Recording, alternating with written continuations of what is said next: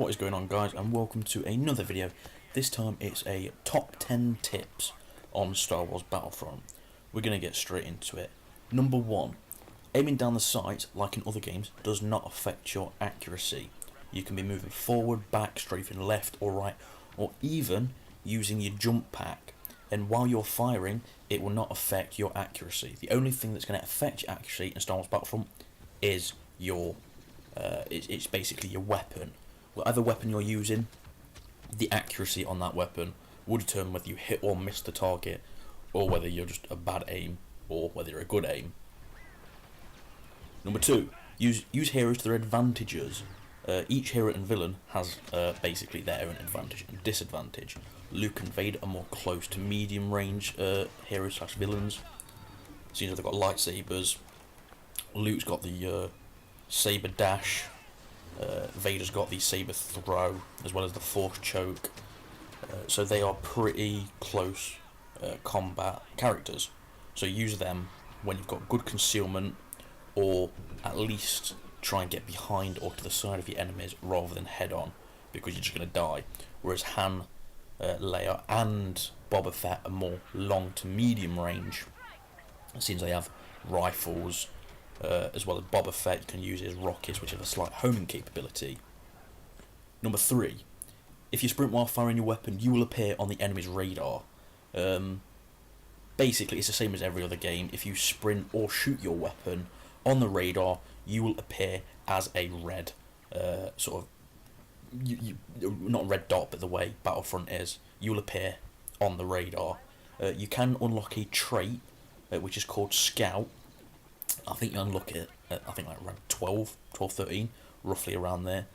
And level 1 of that trait, it takes you off the map while sprinting, but it keeps you on when you shoot. And then once you unlock level 2 for the trait, it will keep you off the map while sprinting and shooting. And then level 3, I'm not quite sure what level 3 does, but I think it keeps you off the map indefinitely, no matter what you do. So that is a good little tip right there, if you want to be a bit more sneaky. Number 4. ATST rockets have a homing capability. If you basically, on the map overpowered should I say, on the missions section, you are tasked in an ATST, and you've got to take down some X-Wings and A-Wings as part of the mission. And on that part, you will have to shoot down enemy aircraft. And you can do this by using those homing rockets, aim it in the general direction of the enemy aircraft, and it will lock on and do the rest. Although if an enemy aircraft, especially online, pulls any maneuvers, it will break the lock and you will miss. So be very careful of that. Number 5. Squad shields can stop almost all weapons. So you're pretty much safe when you're in there. It will even stop weapons such as an orbital strike. If you've got an orbital strike coming on your position, and you've got a deployable squad shield, which is basically the pickup version rather than the personal shield, you can deploy it and it will save you from getting killed by an orbital strike, although there is a very few weapons that can and will go through the shield. One of them is the homing shot. I've already done a video about whether I think the homing shot is OP or need rebalancing, but the homing shot will go straight through that shield and kill you inside. Another one is a cycle rifle. We saw it a lot in the beta and it's still present in the main game. A cycle rifle shot will go straight through, seeing as though it's not an explosive or a laser weapon. It's basically just a bullet, like main weapons in regular day. So they will kill you, as well as grenades. Grenades will go straight through, and if they explode on the inside, obviously you're going to be dead. Number 6. Han Solo's charge shot, which I think is L2, which is the left hand side power-up or sort of move that Han Solo can do, can take down TIE fighters in one hit if charged. You also have a slight homing capability.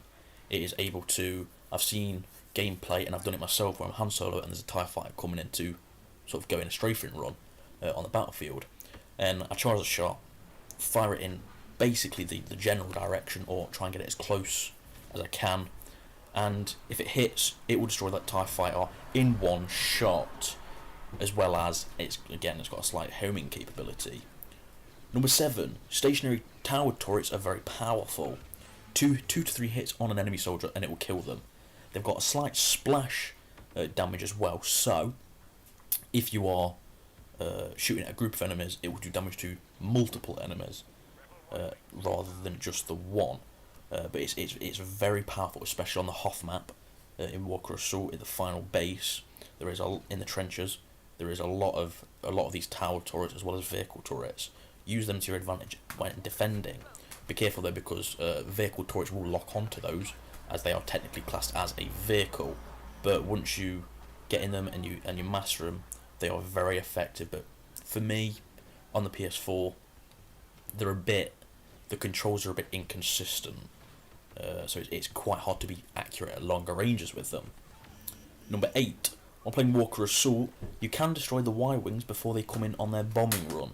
Obviously, if you don't know, if you don't play much Walker Assault, the Y-Wings will come in and make the AT-ATs vulnerable to attack from the rebels.